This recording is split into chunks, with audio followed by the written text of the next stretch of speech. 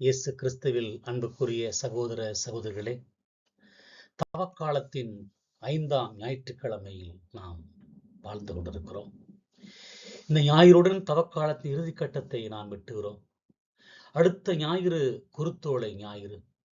இந்த ஞாயிறு தவக்கால போதனையின் உச்சக்கட்டத்தை அடைந்து உயிர்த்தெழுதல் மற்றும் முடிவில்லாத வாழ்வுக்கான நம்பிக்கையை நமக்கு வலியுறுத்துகிறது. இந்த நாளில் முக்கிய செய்தி, கிறிஸ்துவே உயிர்த்தெழுதலும் வாழ்வுமானவர் என்பதை நாம் தியானிக்க இருக்கிறோம். கிறிஸ்துவே உயிர்த்தெழுதல் என்றால் அவர் நமக்கு அளிக்கும் நம்பிக்கை என்ன? நம்முடைய அன்றாட வாழ்வில் இருக்கும் கல்லறையிலிருந்து நாம் எவ்வாறு வெளியே வருவது என்று நாம் தியானிக்க கடமைப்பட்டிருக்கிறோம். இந்த இறைவார்த்தைகள் உயிர்த்தெழுதலும் வாழ்வுமே கிறிஸ்து, லாசரின் இறப்பும் நாம் ஆன்மீக கல்லறைகளும் என்ற ஒரு தியான கருத்தோடு நாம் தியானிக்க அழைக்கப்படுகிறோம். எலும்புகளின் உயிர்ப்பு, நம்பிக்கை மீட்டெழுதல். இந்த முதல் வாசகம், இஸ்ராயல் மக்கள் பாபிலோனிய அடிமைத்தனத்தில் தங்கள் நம்பிக்கையும் வாழ்வு இழந்த போது கடவுள் எசேக்கியேல் தீர்க்கதரிசிக்கு வழங்கிய ஒரு அற்புதமான தரிசனத்தை பற்றி பேசுகிறது. ஆண்டவராகிய நான் உங்கள் கல்லறைகளை திறந்து அங்கிருந்து உங்களை வெளியே கொண்டு வருவேன் என்று வாக்குறுதி கொடுக்கிறார். இங்கே இறையியல் பார்வை என்ன? நம்பிக்கையின் காற்று. கல்லறை மற்றும் விடுதலை.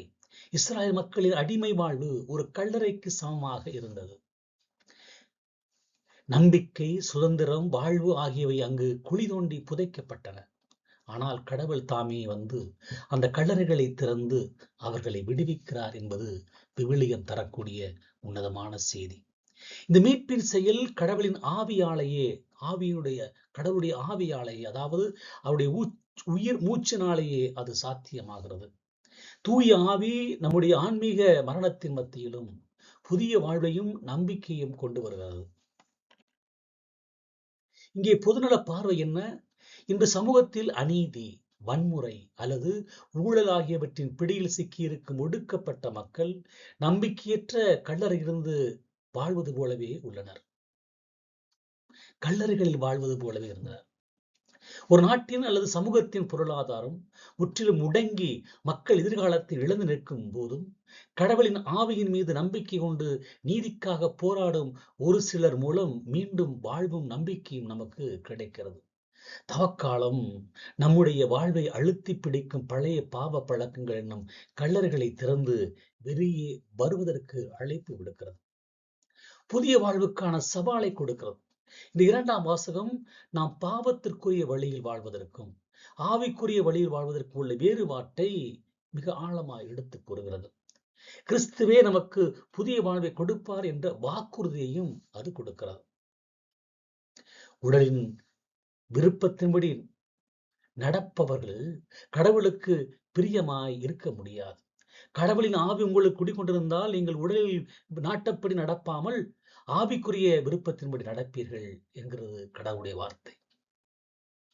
கிறிஸ்துவே இயேசுவை இறந்த நிலையிலிருந்து உயிர்த்தெழச் செய்தவரின் ஆவி உங்களில் குடிக்கொண்டிருந்தால் அவர் கிறிஸ்து இயேசு இறந்த நிலையிலிருந்து உயிர்த்தெழச் செய்தபடியே உங்களுடைய சாவுக்குரிய உடல்களையும் உயிர்ப்பிப்பார் என்று கடவுளுடைய வார்த்தை கூறுவதை நாம் மறுத்துவிட முடியாது. ஆவி வெர்சஸ் உடல் என்று நாம் வாழ்க்கையிலே அனுதினமும் அனுபவித்துக் கொண்டிருக்கிறோம். அதாவது இறப்புக்குரிய, மரணத்திற்குரிய உடல், நம்முடைய உடல் பாவத்தின் விருப்பத்தின்படி நடக்கும் போது சாவுக்குரியதாக இருக்கிறது. இந்த சாவுக்குரிய நிலையிலிருந்து நாம் விடுபட கிறிஸ்துவின் ஆவியானவர் நம் உள்ளங்களிலே குடிகொண்டிருக்க வேண்டும். கிறிஸ்துவை உயிர்த்தெழச் செய்த அதே வல்லமைக்க தூய ஆவியே நம் உள்ளத்தில் வாழ்வதன் மூலம் நம்முடைய சாவுக்குரிய, அதாவது பாவத்தால் கரைபட்ட உடல்களை உயிர்ப்பித்து முடிவில்லா வாழ்வுக்கு நம்மை தயார் செய்கிறது என்பது யதார்த்தம். ஒரு தலைவர் உடலின் விருப்பத்தின்படி, அதாவது சுயநலம், பேராசை, ஊழல் என்று சொல்லலாம், அப்படி நடக்கிற போது அவருடைய ஆட்சி எப்படிப்பட்டதாக இருக்கும்? மரணத்திற்கும் அழிவுக்கும் அது வழிவகுக்கும். இன்றைய அரசியல் தலைவர்கள் அதைத்தான் அதிகம் செய்து கொண்டிருக்கிறார்கள். நாம் பொது வாழ்வில் ஈடுபடும் போது நம்முடைய ஆவிக்குரிய விருப்பத்தின்படி நீதி, நேர்மை, அன்பு, சுயநலம், பேராசை, ஊழலை விட்டுவிட்டு நீதி, நேர்மை, அன்பு இவற்றின்படி செயல்படும் போது கிறிஸ்துவே நமக்குள்ளே வாழ்கிறார் என்பது அடையாளம். ஒரு சமூகத்தின் தூய ஆவிக்குரிய தலைவர்கள், சாவுக்குரிய தலைவர்கள் என்று இரண்டு விதமான தலைவர்களை நாம் பார்க்கிறோம். இரண்டு விதமான பழக்க வழக்கங்களும் இருப்பதை நாம் பார்க்கிறோம். இந்த தவறான பழக்கத்திலிருந்து விடுபடுவதற்காகவே இந்த தூய ஆவியின் துணை நமக்கு தேவைப்படுகிறது. கிறிஸ்துவே வாழ்வு தரக்கூடியவராக இருக்கிறார் லாசரை உயிர்ப்பிப்பதன் வழியாக. நற்செய்தி வாசகத்திலே இயேசுவின் அற்புதங்களில் மீட்பின் வல்லமையை முழுமையாக வெளிப்படுத்தும் ஒரு நிகழ்வை விவரிக்கிறது. அது லாசரின் உயிர்ப்பு. இந்த அற்புதம் தவக்காலத்தின் உச்சக்கட்டமான செய்தியாக இருக்கிறது. இயேசுவின் உயிர்த்தெழுதலுக்கான முன்னறிவிப்பாகவும் இருக்கிறது. இயேசு மார்த்தாவிடம், நானே உயிர்த்தெழுதலும் வாழ்வும் இருக்கிறேன்.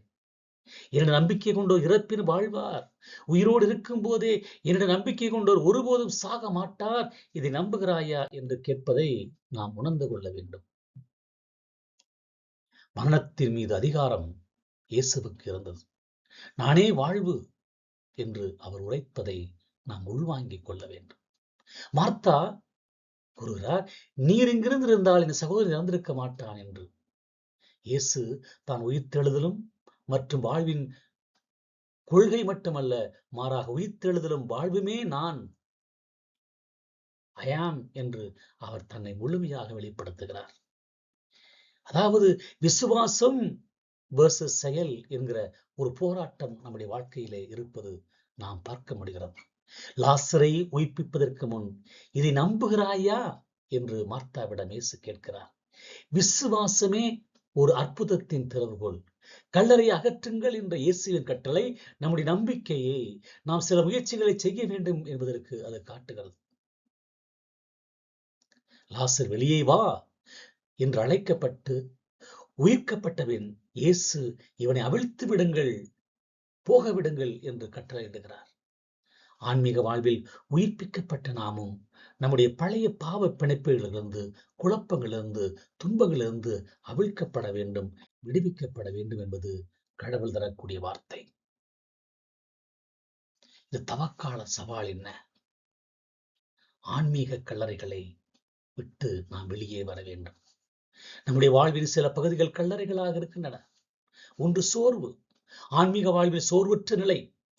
இரண்டாவது பகை, யாரையும் மன்னிக்க முடியாமல் மனக்கசப்பு புரிந்திருக்கும் நிலை. மூன்றாவது அச்சம், கடவுளின் அன்பில் நம்பிக்கை இல்லாமல் எதிர்காலத்தை பற்றிய அச்சத்தில் உறைந்திருக்கும் நிலை. சோர்வு, பகை, அச்சம் இவை மூன்றும் ஒன்றன் பின் ஒன்றாக நம்மை கல்லறையின் வாழ்வாக அமைத்துக் கொண்டிருக்கிறது. கடவுளின் அன்பில் நம்பிக்கை இல்லாமல் எதிர்காலத்தை பற்றிய அச்சத்தில் உறைந்திருக்கக்கூடிய நிலையிலே நம்முடைய உறவுகளிலோ பணியிடத்திலோ ஏற்படும் தொடர் தோல்விகள் அல்லது தீராத மனக்கவலை ஆகியவை நம்மை சமூக கல்லறைகளுக்கு தள்ளிவிடுகின்றன. இவை தவக்காலத்திலே நானே உயிர்த்தெழுதலும் வாழும் என்று சொல்லும் இயேசுவின் வார்த்தைகளுக்கு செவி கொடுத்து நம்முடைய பாவங்களையும் அச்சங்களை விட்டுவிட்டு வெளியே நாம் வர வேண்டும். இறுதியாக அன்புக்குரியவர்களே,